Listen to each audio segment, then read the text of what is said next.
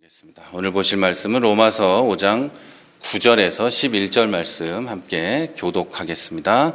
자, 그러면 이제 우리가 그의 피로 말미암아 의롭다 하심을 받았으니 더욱 그로 말미암아 진노하심에서 구원을 받을 것이니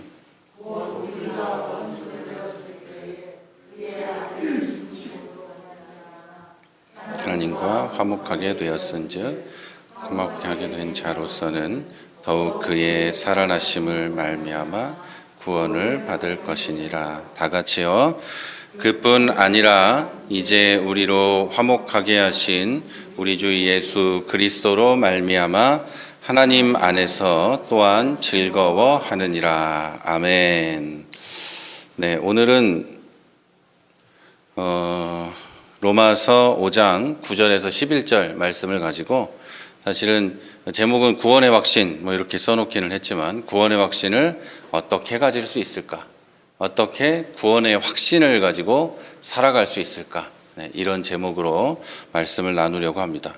여기에 구원의 확신이라고 되어 있는 건 칸이 작아서 안 들어가서 그렇게 해놓은 겁니다.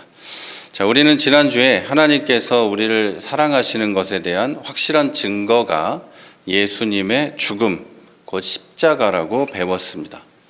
그러니까 십자가 외에 다른 이야기들은 하나님이 우리를 사랑하시는 것에 대한 증거라기보다는 예를 들면 병고침, 기적, 예수님이 오셔서 하신 그런 일들은 하나님이 우리에 대한 사랑을 증거하시는 거라기보다는 그 사랑의 증거이신 우리 주 예수 그리스도가 하나님의 아들이시고 그분이 신이시고 이런 것을 우리에게 보여주기 위한 표적이고 영어로 하면 사인이다.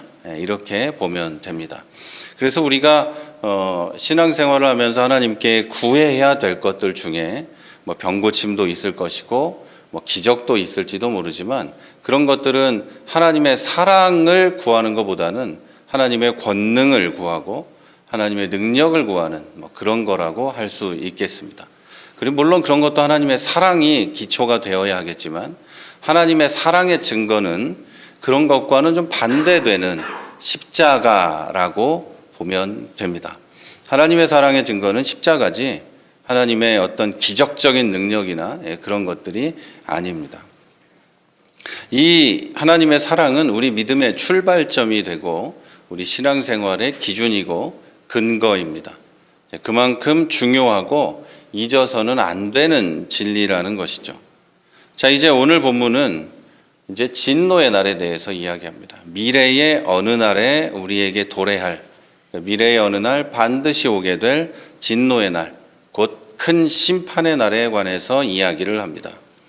히브리서 기자는 사람이 한번 죽는 것은 정해진 일이고 그리고 그 뒤에는 하나님의 심판이 있다 이렇게 이야기합니다. 다시 말해서 죽는 것은 피할 수 없는 것이죠. 안 죽는 사람이 없죠. 성경에 900 몇 살을 사는 사람이 있다고 해도 죽었죠. 결국은 누구나 반드시 죽게 되어 있는데 그리고 그 뒤에는 하나님의 심판이 있다 이렇게 이야기를 합니다. 죽음을 피할 수 없고 심판도 피할 수 없는 것이죠. 안 죽으면 피할 수 있을지 몰라도 죽고 그리고 그 뒤에는 심판이 있다 이렇게 성경이 이야기를 합니다. 이 피할 수 없는 진노와 심판의 날에 천국과 지옥이 판결되는 겁니다. 그날에 천국 지옥이 결판이 나고 양과 염소가 결판이 나고 하나님의 사람인지 마귀의 사람인지 이게 결판이 나서 천국과 지옥이 영원히 판결되는 날이 그날입니다. 그날이 언제인지는 아무도 모르고 그날이 5년 뒤일지 100년 뒤일지 오늘일지는 하나님이 정하신 거고 예수님도 모른다고 이야기하셨습니다. 그러니까 우리가 신앙생활하면서 그날에 대해서 굉장히 궁금할 수도 있는데 궁금할 필요가 없고요. 알 수가 없으니까 궁금할 필요가 없고요. 그날에 대해서 말하는 사람들이 있을 겁니다. 그건 이단이라고 생각하시면 됩니다. 그게 누구든지 간에 아주 가까운 목사님이었든 옆집 아저씨든 선교사님이든 그건 이단이라고 생각하시면 됩니다.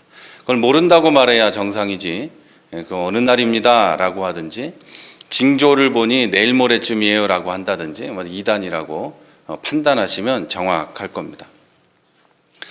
이 피할 수 없는 진노와 심판의 날에 천국이 지옥이 결정이 되고 이 마지막 심판에 관해서는 사실 제가 할 얘기가 굉장히 많지만 그건 좀 나중에 다른 시간에 말씀을 드리고 본론으로 넘어가도록 하겠습니다. 지난주에 설교가 엄청 길었더라고요. 그래서 이번 주에 짧게 설교를 하려고 합니다. 자, 이렇게 미래의 어느 날 심판이 있고 그 누구도 심판을 피할 수 없다 이렇게 성경이 말하고 있다면 우리도 역시 그 심판을 피할 수 없고 죽음도 피할 수 없고 진노의 심판대 앞에 서야 할 것입니다. 그러면 진노하시는 하나님 앞에서 우리는 안전한가? 라는 질문이 생깁니다. 저와 여러분은 예수를 믿고 있고 교회도 다니는데 진노하는 심판대 앞에 서야만 한다면 그때 안전할 것인가? 라는 의문이 생기죠. 내가 이렇게 살면 안전할까? 이 상태로는 약간 조금 불안한데 라든지 아니면 아예 나는 틀린 것 같다든지 절대 나는 어려울 것 같다든지 뭐 이런 마음이 생길 수가 있습니다. 안전할 거라는 이야기는 안전한가라는 질문은 우리가 구원을 받았는가 구원이 보장되는가에 대한 질문과 똑같습니다. 구원이 보장된다면 심판대 앞에서 안전하겠죠. 별일이 없겠죠. 당연히 구원을 받았고 무죄니까 재판장 앞에서 당연히 불안할 게 없겠죠. 자, 보장될 수 있다면 그리고 그 구원이 보장된다면 어떻게 가능한 걸까요? 바로 성경은 하나님의 사랑의 확증이신 예수 그리스도와 십자가를 믿으니 안전하고 구원이 보장된다 이렇게 이야기합니다. 쉽게 말해서 예수를 믿으니 구원을 받는다. 예수를 믿으니 구원이 보장된다 이런 이야기입니다. 다시 말씀드리지만 예수님이 병 고쳐준 걸 믿는 게 아닙니다. 예수님이 돈 벌게 해주는 걸 믿는 게 아니에요. 예수의 고난과 그 십자가의 죽으심과 부활을 믿으면 구원이 보장되는 거예요. 그딴 건 안 믿고 이상한 걸 믿으면 구원하고는 상관이 없어요. 교회를 아무리 열심히 다니고 뭐 그래도 예수의 죽음이 내 죄를 구원하신 건데 예수의 죽음을 안 믿고 그분의 부활하심을 안 믿고 다른 많은 것을 믿어도 그 사람은 구원하고 상관이 없습니다. 우리가 심판날에 완벽하게 안전하고 구원을 받게 될 거라는 확신은 어떻게 가질 수 있을까요? 심판이 성경에 근거하고 있다면 구원도 성경에 그 기준을 둬야 되겠죠. 바로 오늘 본문 9절이 그 말씀이에요. 이제 우리가 그의 피로 말미암아 의롭다 하심을 받았으니 더욱 그로 말미암아 진노하심에서 구원을 받을 것이니 그의 피로 말미암아 의롭다 하심을 받았고 더욱 그 피로 말미암아 진노하심에서 구원을 받게 된다. 이 말씀입니다. 우리가 지금까지 배운 바로는 우리가 예수님을 믿음으로 이미 예수 그리스도의 보혈로 의롭다 하심을 얻었습니다. 자, 이 의롭다 하심을 받았다는 것은 곧 우리가 마지막 진노의 심판의 날에 받을 판결을 이미 받았고 그 판결의 판결문이 너는 의롭다, 너는 죄가 없다라는 이야기입니다. 의롭다 하심을 받았다는 것은 죄가 없다는 뜻이에요. 너는 죄가 없다. 하나님이 원하시는 그 의로움에 100% 부합한다 이런 이야기입니다. 그래서 우리는 진노와 심판의 날에 있을 그 심판을 두려워할 필요가 없는 거예요. 이미 무죄라는 판결을 받았으니까요. 무죄 판결을 받았으니까 법원에 다시 가서 앉아있다고 해도 대법원 확정 판결을 받은 사람은 걱정할 게 하나도 없죠. 이미 심판이 끝났으니 다시 판결할 일이 없는 거예요. 다시 뭐 비디오 판독하는 게 아니에요. 이미 끝났으니까. 여기서 우리가 잘 알아둬야 할 것은 의롭다함을 받는다는 게 단순히 내 죄들을 용서하시는 것을 의미하는 게 아니라는 거예요. 죄가 없다라고 이야기하는 거지 죄를 용서해 줄게 라는 뜻이 아니라는 거예요. 칭의라는 것은 법정에서 사용하는 용어로 우리가 의롭다함을 받는 것은 재판장이신 최고의 권위를 가진 우리 하나님께서 법적으로 본인이 만들어 놓으신 법 안에서 우리가 의롭다, 무죄다, 너는 아무런 문제가 없다 이렇게 선언하시는 거예요. 그동안 내가 지은 죄들이 오늘 또 쌓여가겠죠? 또 쌓이고 또 쌓이는데 이것들 하나하나가 용서되고 용서되지 않고 이런 문제가 아니라 하나님은 이미 우리를 판결하실 때 너는 죄가 없다 이렇게 판결하셨다는 거예요. 그러면 우리가 계속 짓고 있는 신학적인 용어로 자범죄라고 하는데 이건 어떻게 해결할 것인가? 그것에 대한 대가는 이 세상에 살면서 책임을 져야죠. 잘못했으면. 그리고 하나님께 용서를 구하고 하나님의 은혜를 구해야죠. 그거는 하나님이 우리를 죄가 없다라고 얘기하신 것은 하나님이 판결하실, 이미 예수를 믿음으로 죄가 없다, 천국에 갈 자격이 있다, 무죄다 이런 거지. 이 세상에서 사람을 만약에 아무 공연히 그냥 때렸다, 그건 내 죄죠. 세상 법에서 판결을 받고 벌을 받아야죠. 하나님이 나를 용서하셨어요, 이거 말도 안 되는 소리예요. 사람 죽여놓고 감옥에 가서 회개했다고 얘기하는 이런 영화도 있죠. 하나님이 나를 용서하셨습니다 이러면서 웃으면서, 되도 않는 이야기예요. 내가 죄를 범한 저 사람이 나를 용서한 적이 없는데 하나님이 그 죄에 대해서, 그 죄 자체에 대해서 나를 용서하고 완전히 깨끗하게 할 거라고 이상한 생각하시면 안 돼요. 구약 성경을 아무리 읽어봐도 하나님은 그런 분이 아니에요. 사람이 죄를 범하고 이스라엘 백성이 하나님을 떠나고 하나님을 멀리할 뿐 아니라 죄를 범하고 약한 자를 핍박하고 했을 때 하나님은 다른 나라들을 동원해서까지 이스라엘을 심판하고 징계하셨어요. 그러나 이스라엘을 구원하시겠다는 그 계획은 바뀌지 않으셨죠. 이거랑 똑같이 우리가 예수를 믿으면 하나님은 우리를 구원하실 거예요. 그러나 우리가 죄를 범하면 그것 때문에 우리는 징계를 받을 것이고, 회개하고 돌아오면 하나님은 우리를 회복시켜 주실 거예요. 근데 이런 건 하나도 없다고 이야기하고 구원받았으니까 내 맘대로 살아도 된다 그러면 그것이 바로 이단이요 구원파예요. 그것이. 자, 그러니까 이걸 오해하시면 안 된다는 이야기예요. 칭의는 법적 용어로 우리가 무죄라고 선언하시는 거고 의롭다고 선언하시는 거고, 세상에서 하나님의 사람으로서 하지 말아야 될 일들을 저지르고 살면 그 죄에 대한 대가는 반드시 치러야 돼요. 그리고 그것에 대한 회개도 하나님께 할 뿐 아니라 세상에서 법정에서 문제가 되는 거라면 세상 법으로도 대상이 있는 거라면 그 사람에게도 대가를 치러야 돼요. 그걸 하나님께 한 번 5분 기도했다고 해결됐다고 생각하면 진짜 예수 믿는 게 아니에요. 죄책감이 사라진 건 예수 믿는 게 아니에요. 죄에 대한 의식이 있고 이 죄가 하나님께뿐 아니라 세상과 사람에게도 죄라는 의식이 없으면 그건 양심의 화인을 맞은 거지 하나님의 사람이 아니에요. 자, 여긴 이 정도까지 하고요. 하나님께서 그렇게 선언하시는 것, 우리가 의롭다고 하나님이 선언해 주시는 것은 믿는 자에게 주 예수 그리스도의 의를 덧입혀 주시고 그 의를 우리의 것으로 계산해 주시기 때문입니다. 예수님의 의가 우리의 것이다 라고 계산해 주는 거지, 우리가 진짜로 물리적으로 완전하게 의롭게 되는 건 아니에요. 그래서 우리는 예수를 믿어도 계속 죄를 짓고 죄의 유혹에 시달리고 넘어가기도 하고 하는 것이죠.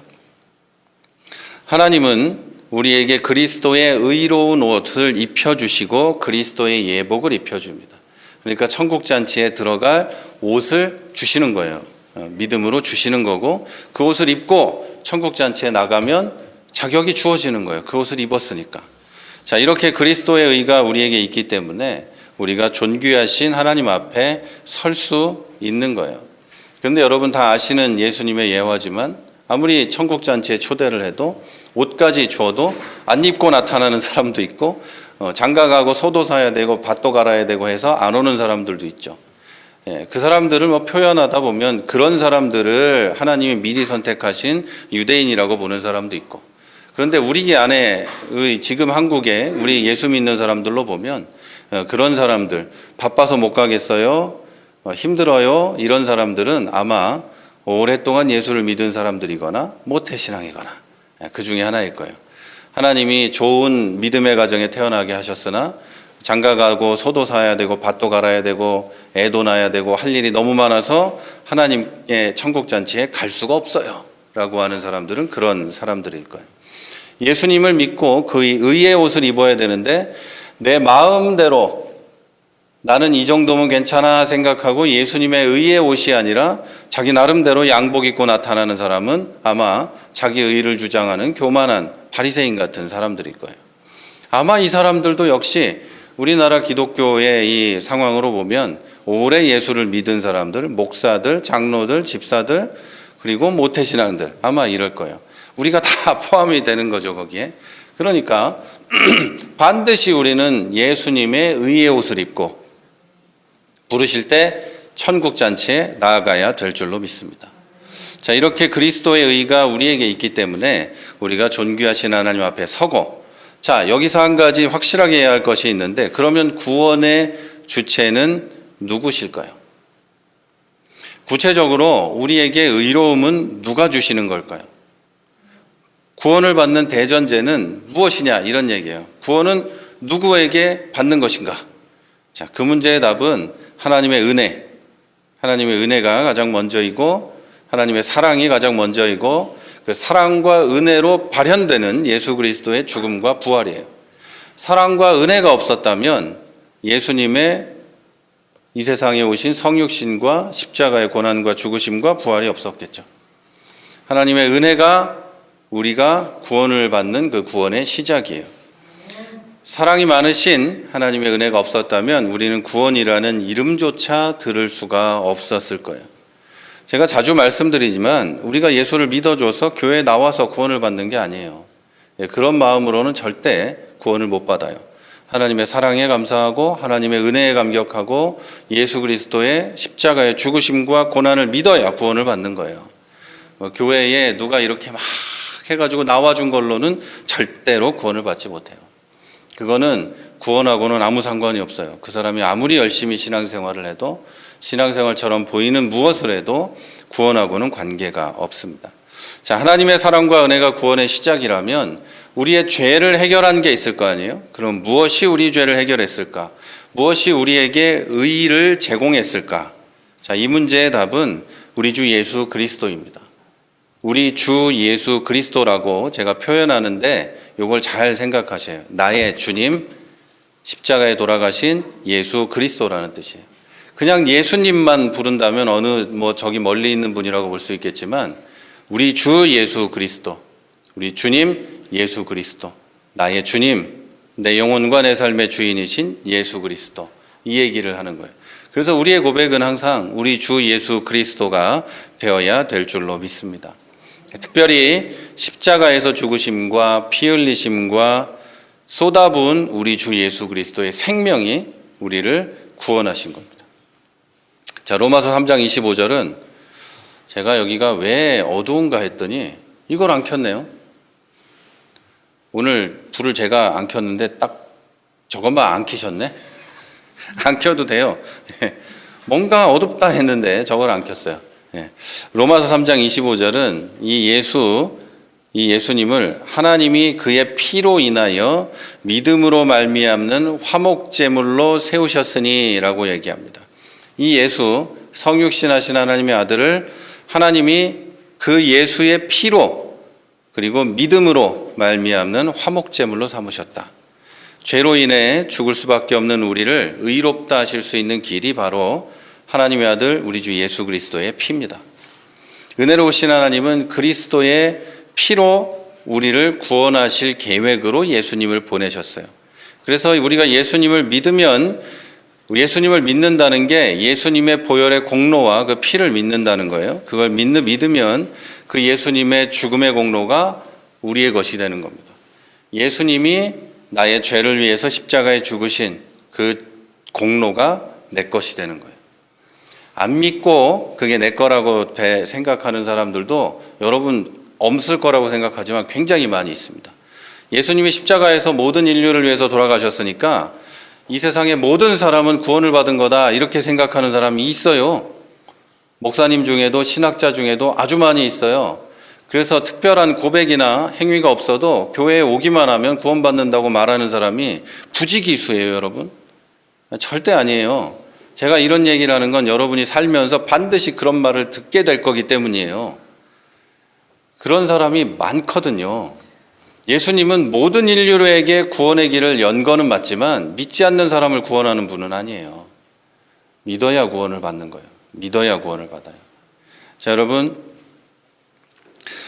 은혜로우신 하나님이 우리를 예수님의 피로 구원하실 계획을 세우셨고 예수님을 보내셨고 예수님은 십자가에서 돌아가셨고 부활하셨고 그래서 그것을 믿는 사람은 구원을 받습니다. 자, 우리를 구원하시는 것은 그의 피고 그의 죽으심이고 그 외에는 아무것도 없습니다. 자, 여러분, 이렇게 우리를 구원하는 것은 예수 그리스도의 의로운 피, 예수 그리스도의 의입니다. 자, 하나님께서는 예수님 때문에 불경건한 자를 의롭다고 하십니다. 자, 그러니 예수를 믿지만 행위에 완전함이 없다고 해도 구원에 영향을 주는 건 아닙니다. 예수님을 믿는 사람이 행위가 온전치 않아도 구원을 잃어버리는 건 아니라는 거예요. 우리가 의롭다는 선언을 받는 것은 그때는 우리가 경건하지 않았을 때 있기 때문이에요. 의롭다는 선언은 우리가 아직 나쁘게 살 때 받은 거예요.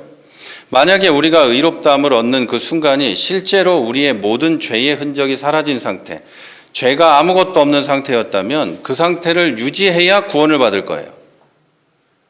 깨끗했으니까 거기에 검은 점 하나만 지키면 구원을 못 받는 거예요. 당연하겠죠.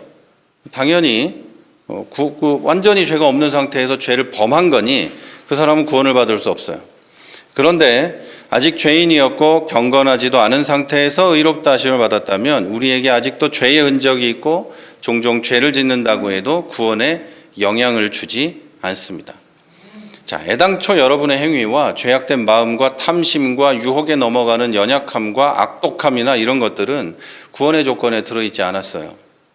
구원의 조건은 오직 예수 그리스도의 구원자 되심을 믿는 믿음뿐이라는 것을 완전히 믿으시기를 바랍니다. 그런데 앞에서 제가 미리 말씀을 드린 대로 구원받는 것에 영향을 주지 못할지는 있겠지만 우리가 죄를 지으면 대가는 반드시 치릅니다. 그것은 하나님이 정하신 거예요. 죄를 지었는데 아무 일 없을 거라고 생각하면 안 돼요. 그래서 하나님 앞에 죄를 지었으면 하나님 앞에 회개하고 용서를 구해야 되고 하나님 앞에 뻔뻔하게 나가서 뻔뻔하게 용서를 구해야 돼요. 하나님이 우리 아버지시니까 하나님 앞에 나가면 하나님은 용서해 주십니다. 그러나 죄를 일부러 짓고서 구원파들처럼 죄를 고의로 짓고서 마음대로 살고서 구원받을 거라고 생각하면 안 돼요. 그거하고는 좀 다른 얘기예요, 여러분. 죄를 짓지 않으려고 하나님의 사람으로 애를 쓰고 애를 썼으나 죄를 어쩔 수 없이 범했으면 구원을 받겠죠. 그러나 죄를 일부러 범하면서 마음껏 살게 되면 그거하고는 다른 얘기예요. 그런 사람은 신학적으로 볼 때 구원받지 않은 상태일 거다라고 판단을 합니다. 왜냐하면 하나님을 제대로 믿고 예수의 보혈의 공로를 믿고 십자가의 죽으심과 고난을 믿는 사람이 다시 죄를 일부러 마음껏 지으면서 산다는 것은 그 고난과 그 죽으심과 그 사랑을 안 믿는다는 거니까요. 인간적으로 봐도 부모님의 고통과 그 고난과 우리를 위한 희생을 아는 사람이 일부러 막 나쁜 짓을 하진 않죠. 일부러. 그걸 아는 사람은 그렇게 살지를 않아요. 모르니까 그렇게 사는 거죠. 모르니까. 자, 그러니까 여러분, 세상에서 일어나는 예수 믿는 사람이 저런 짓을 할 수 있을까라는 등 이런 것들은 여러분 쉽게 판단하시면 돼요. 저 사람이 예수를 믿는다면 저러지 않을 거야 라고 생각이 들면 그 사람은 아마도예요. 예수를 안 믿을 거예요. 그런데 저 사람이 이런 상황 속에서 이렇게 되었구나 라고 판단한다면 저 사람에게 어떤 사정이 있겠지? 라고 생각하시면 되는 거예요. 그러나 나의 경우에도 나 자신을 바라볼 때도 그렇게 생각하시고 해야 돼요. 예수를 정말로 믿는다면, 진짜 믿는다면 할 짓 안 할 짓이 구분이 되잖아요. 사람이. 그 정도는 구분을 하고 살아갈 수 있게 돼요. 왜냐하면 나의 양심이, 이 안에 있는 성령이 나에게 계속 이야기하시기 때문이에요. 그래서 해야 할 것, 안 해야 할 것을 구분하고 살게 되고, 만약에 하지 않아야 될 짓을 했으면 양심에 찔림이 있고 심한 고통이 있어서 회개하고 주님 앞에 돌아오게 돼요. 이게 예수 믿는 사람이고 하나님이 부르시고 선택한 사람이에요. 자, 여러분, 이제 10절을 한번 보겠습니다. 곧 우리가 원수 되었을 때 그의 아들의 죽으심으로 말미암아 하나님과 화목하게 되었은즉 화목하게 된 자로서는 더욱 그의 살아나심으로 말미암아 구원을 받을 것이니라. 자, 여기서 사도 바울이 하고 싶은 말은 하나님께서 우리가 완전히 죄인 되었을 때 우리를 구원하시고 관계를 회복하여 화목하게 지내게 하기 위해 아들을 죽게 하셨으니 친히 의롭다 하시고 화목하게 하신 우리를 마지막 날에 지키고 구원하실 거다. 이런 의미입니다. 자, 사랑하는 성도 여러분, 예수님을 믿는 우리는 믿음으로 의롭다 하심을 입었습니다. 자, 그러므로 주님께서 말씀하신 대로 우리는 사망에서 생명으로 옮겨졌습니다. 이거는 그렇게 이미 되었다는 뜻입니다. 나중에 죽어서 천국 갈 때 사망에서 생명으로 옮겨지는 게 아니라 예수를 믿으면 그 순간에 사망에서 생명으로 옮겨진 거예요. 그래서 우리는 이미 재판을 받았고 결코 다시는 정죄를 받지 않습니다. 요한복음 10장 28절에서 예수님이 이렇게 말씀하시죠. 내가 저희에게 영생을 주노니 영원히 멸망치 아니할 것이요 또 저희를 내 손에서 빼앗을 자가 없느니라. 로마서 8장 23절과 34절에서 바울은 의롭다 하신 이는 하나님이시니 누가 그를 정죄하리요 이렇게 이야기합니다. 자, 우리를 의롭다 하시는 이가 하나님이신데 누가 우리를 정죄할 수 있겠습니까? 내가 나를 정죄할까요? 아니면 옆집 사람이 나를 정죄할까요? 나를 정죄해서 너는 죄인이니 지옥에 갈 거야. 이렇게 말할 사람이 아무도 없다는 거예요. 자, 누가 하나님의 택하신 사람에게 소송을 걸어서 얘가 천국과 지옥인지를 판결해 달라고 하겠어요? 그런 일은 일어나지 않습니다. 종교개혁자 마틴 루터가 이 칭의의 뜻을 알게 되고 감동하고 개혁에 뛰어든 거예요. 아, 교황도 신부인 나도 세상의 어느 누구도 하나님을 믿고 예수 그리스도를 믿은 이 사람의 구원과 하나님의 사랑을 끊어낼 수가 없구나. 절대 그럴 수 없구나. 이미 우리의 사도 바울이 이렇게 선언했구나. 이걸 깨닫고 개혁에 뛰어든 거예요. 그럼 말도 안 되는 이야기구나. 이렇게 한 거죠. 오직 믿음으로 하나님께 의롭다 하심을 받은 사람은 그 누구도 정죄하거나 영생을 빼앗을 수 없다는 이 진리를 믿고 있기 때문에 더 이상 사람의 행위나 성직자의 죄사함이나 로마 교회와 교황에 의지할 필요가 없었던 거예요. 나아가서 연옥에 있다는 죽은 사람을 위해서 기도할 필요도 없고 면죄부를 살 필요도 없었어요. 여러분이 면죄부는 내가 지금 세상에서 지은 죄를 없애준다 이런 뜻이 아니고 죽은 사람이 이 로마 가톨릭은 죽은 사람이 연옥이라는 곳에 간다고 해요. 직접 올라가지 못하고 연옥이라는 곳에 가면 그 연옥에 있는 사람들의 죄가 있는데 세상에서 지은 죄가 있을 거 아니에요.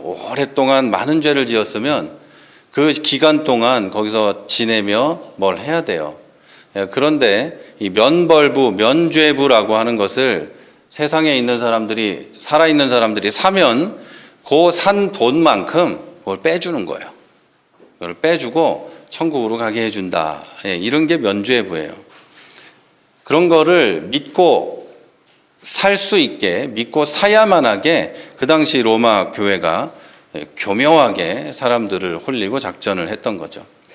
그리고 그 돈은 다 이탈리아에 있는 로마 교황청으로 가니까 사실 독일에 있는 우리 루터는 굉장히 기분이 나빴어요. 그리고 루터와 같이 일하고 있는 이 많은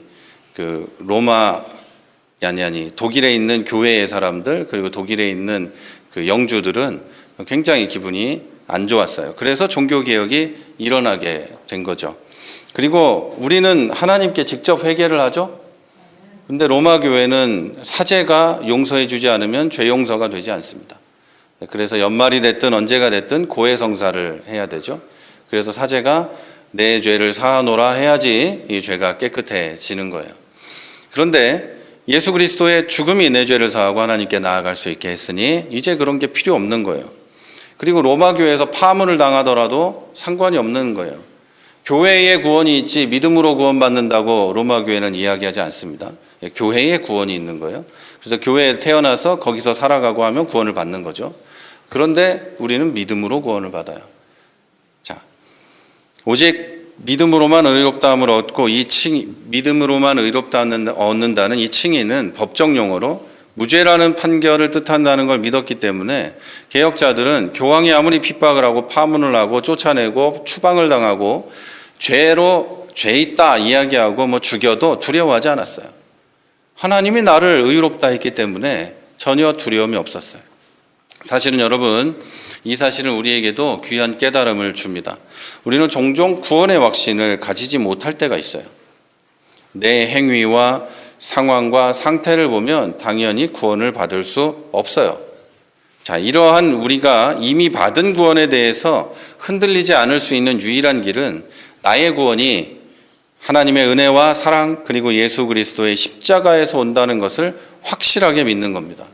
내가 아니라 구원의 근거와 주체가 하나님과 하나님의 은혜와 사랑, 예수 그리스도의 죽으심이라는 것, 그거에서 온다는 걸 확실하게 믿어야 우리가 구원의 확신을 가질 수 있어요. 그러면 이런 의문이 생길 수도 있는데, 그러면 배교를 하면 어떡하나? 안 믿게 되면 어떡하나? 그것도 걱정할 필요가 없어요. 하나님은 선택한 자를 버리지 않으세요. 놓치지 않으시고, 그래서 그것을 위해서 성령을 우리에게 보내셔서 성령께서 내 안에서 나를 인도해 가시는 거예요. 성도의 견인을 해 가시는 거예요. 끌고 천국까지 데리고 가는 거예요. 절대 놓지 않고 꽉 잡고, 내가 놓고 떠날지라도 성령께서는 표현이 그렇습니다만 멱살 잡고 끌고 어떻게든 나를 데리고 천국으로 가시니까 그런 걱정을 할 게 없는 거예요. 그러니까 여러분은 예수를 믿었으면 구원을 받은 거고, 구원의 확신을 절대 놓치지 마시기를 바랍니다. 자, 그렇게 확실하게 믿는다면 더 이상 내 연약함을 보면서 괴로워하지 마시고, 하나님의 크신 사랑과 주님의 희생과 십자가를 보면서 감사하고 영광을 돌리시기를 바랍니다. 나아가서 오늘 본문 11절에 있는 말씀대로 우리 주 예수 그리스도로 말미암아 하나님 안에서 즐거워하는 생활을 구원의 확신을 가진 사람으로서 하시게 되기를 바랍니다. 저는 성도의 삶에 가장 확실한 기쁨과 즐거움을 주는 이 구원의 확신이 여러분 모두에게 확실하게 있게 되기를 우리 주 예수님의 이름으로 축원합니다.